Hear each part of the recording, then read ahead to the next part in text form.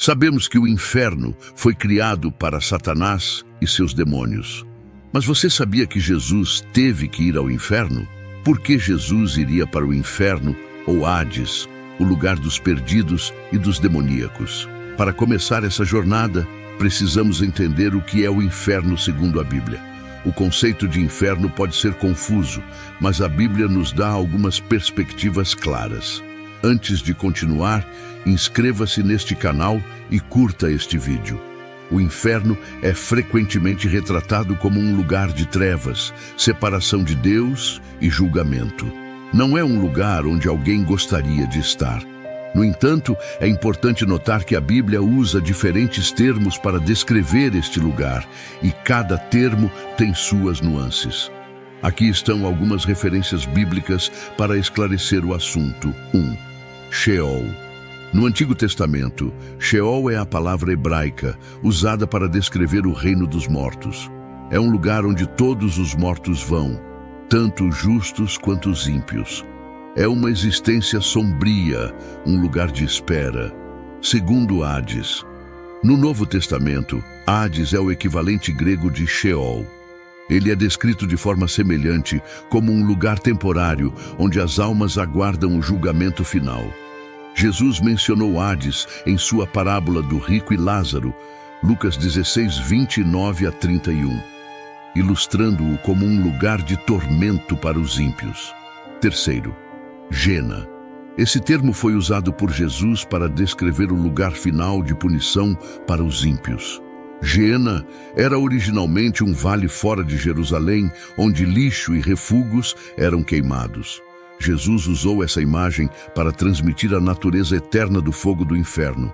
Marcos 9:43. Quarto, Lago de Fogo. No livro do Apocalipse, o Lago de Fogo é descrito como o destino final de Satanás, seus anjos e todos os que não estão inscritos no livro da vida. É um lugar de tormento eterno. Apocalipse 20, 10, 14 a 15. Esses termos nos dão uma visão do inferno como tanto um lugar temporário para os mortos, Sheol e Hades, quanto um lugar final de punição eterna, Gena e Lago de Fogo. Apesar dessas descrições claras na Bíblia sobre a natureza do inferno, ainda existem equívocos comuns sobre ele. Antes de continuarmos, precisamos abordá-los para termos uma compreensão clara. Equívocos comuns sobre o inferno. 1. O inferno como o reino do diabo. Muitos veem o inferno como o reino do diabo, onde ele governa sobre os demônios e atormenta as almas. Na realidade, o inferno é um lugar de punição para Satanás e seus seguidores. O poder de Satanás é retirado por Deus. Ele é tão prisioneiro no inferno quanto seus colaboradores humanos. Não há tratamento especial para Satanás no inferno.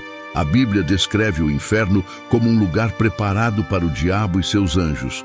Falando de Deus, ela diz: então ele dirá aos que estiverem à sua esquerda: afastem-se de mim, vocês que são malditos, para o fogo eterno preparado para o diabo e seus anjos. Mateus 25:41. O inferno como um lugar de festa. Algumas pessoas brincam dizendo que o inferno será um lugar onde elas se divertirão com seus amigos. Nada poderia estar mais longe da verdade. Algumas chegam a usar camisetas e acessórios idolatrando o fogo do inferno, imaginando que estar lá será divertido ou as tornará especiais. Elas não poderiam estar mais erradas. A Bíblia descreve o inferno como um lugar de pranto e ranger de dentes. Um lugar de completa escuridão e separação da bondade de Deus. Mas os filhos do reino serão lançados para fora, nas trevas, onde haverá choro e ranger de dentes. Mateus 8:12. Jesus confirma que existem apenas duas escolhas: estar com Deus e desfrutar a tranquilidade de sua paz, ou estar com Satanás no inferno, sofrendo a agonia de seu pecado. Terceiro, o conceito de purgatório.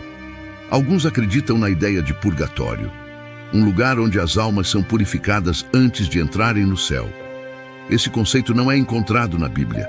A Bíblia ensina que, após a morte, há o julgamento, e nosso destino eterno é determinado por nossa fé em Jesus. Hebreus 9:27. Não acredite nessa mentira. Sua salvação só pode ser garantida enquanto você ainda está vivo.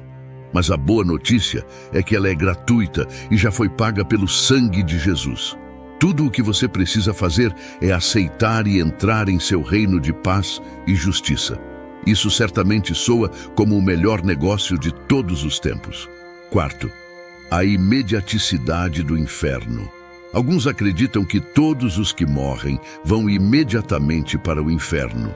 No entanto, a Bíblia indica um dia de julgamento final, quando todos serão julgados. Apocalipse 20, 11 a 15. Até lá, os mortos estão em um estado de espera, seja em conforto ou tormento, como visto na parábola do rico e Lázaro. Quinta, a ideia de aniquilação. Essa é a crença de que as almas são completamente destruídas, em vez de sofrerem eternamente. Embora algumas denominações cristãs defendam essa visão, a interpretação bíblica tradicional apoia a ideia de punição eterna para os ímpios. O que Jesus fez no inferno? Entendendo essas definições e corrigindo esses equívocos, podemos apreciar melhor o significado do que Jesus fez ao descer ao inferno. Sua jornada lá não foi para sofrer ainda mais, mas para proclamar vitória, pregar aos espíritos e libertar cativos, demonstrando sua autoridade sobre a morte e o inferno. A morte e descida de Jesus ao inferno. Para entender o que Jesus fez no inferno, precisamos lembrar o que aconteceu quando ele morreu. Jesus, o Filho de Deus, foi crucificado em uma cruz. Ele foi traído por um de seus discípulos, preso e injustamente julgado. Apesar de ser inocente, Jesus foi condenado à morte. Ele sofreu intensamente, enfrentando zombarias, dores físicas e, por fim, a crucificação, uma forma brutal de execução.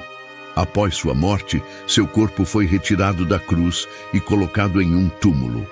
Esse foi um momento sombrio para seus seguidores, que estavam cheios de tristeza e confusão. Eles ainda não compreendiam completamente que a morte de Jesus fazia parte do plano divino de Deus para a salvação da humanidade. As ações de Jesus no inferno. Nesse ponto, chegamos ao que Jesus fez no inferno e por que ele estava lá. Primeira pregação aos espíritos. Após sua morte, Jesus desceu ao inferno, onde pregou aos espíritos em prisão, conforme 1 Pedro 3:18 a 20. Esses espíritos eram aqueles que foram desobedientes nos dias de Noé. É assim que o apóstolo Pedro descreve: pois também Cristo sofreu pelos pecados uma vez por todas, o justo pelos injustos, para conduzir-nos a Deus.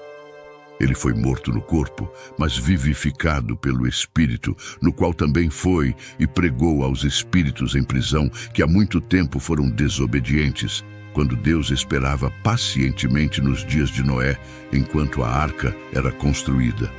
1 Pedro 3:18 a 20.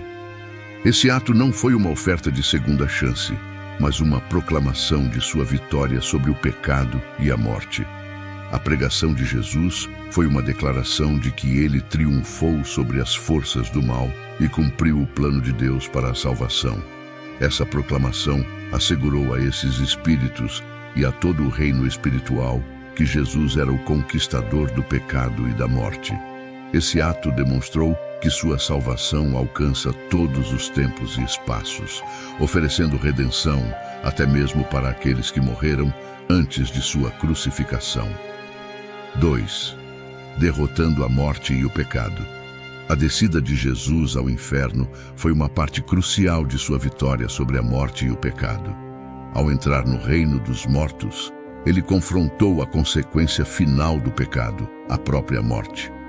Em Apocalipse 1:8, Jesus afirma que ele possui as chaves da morte e do Hades.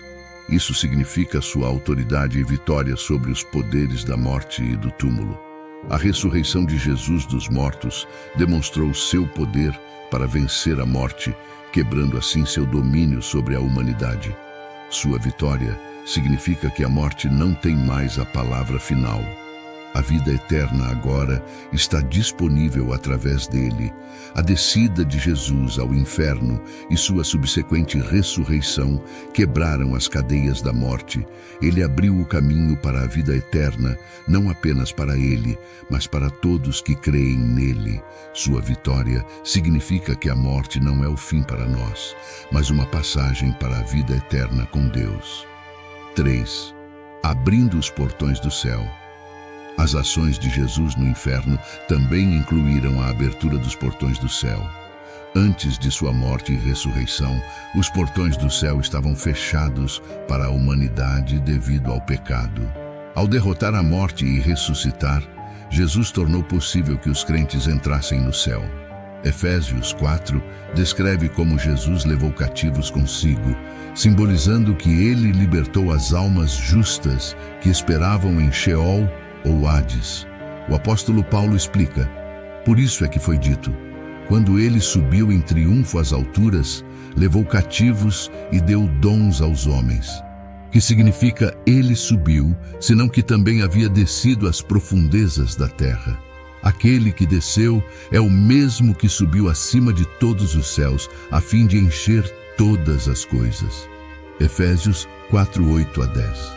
Sua ressurreição abriu o caminho para todos os crentes entrarem no céu, cumprindo a promessa de Deus de vida eterna. Esse ato de abrir os portões do céu simboliza a conclusão de sua obra redentora, garantindo que aqueles que creem nele possam desfrutar da comunhão eterna com Deus. 4. A vitória de Jesus. A jornada de Jesus ao inferno não foi uma derrota, foi um triunfo. Ao descer ao inferno, ele demonstrou sua vitória sobre o pecado, a morte e Satanás. O inferno não pôde detê-lo, e sua presença lá foi uma proclamação de seu poder e autoridade. Suas ações, pregar aos espíritos, derrotar a morte e o pecado e abrir os portões do céu, destacam a magnitude de sua vitória e a esperança que ela traz para todos os crentes. A descida de Jesus ao inferno e sua subsequente ressurreição asseguraram a vitória definitiva, garantindo que a morte não é o fim, mas o começo da vida eterna com Deus. O que isso significa para nós? As ações de Jesus no inferno nos dão uma profunda esperança e garantia de nossa redenção. Sua descida e vitória sobre a morte significam que não precisamos mais temer a morte ou as consequências do pecado. Ao conquistar o inferno, Jesus garantiu a vida eterna para todos que creem nele. Esse ato de salvação significa que nossos pecados são perdoados e temos a promessa de vida eterna com Deus. A vitória de Jesus nos assegura que não importa quão sombria ou desesperadora nossa situação possa parecer, seu poder e amor são maiores, oferecendo-nos um futuro cheio de esperança e paz.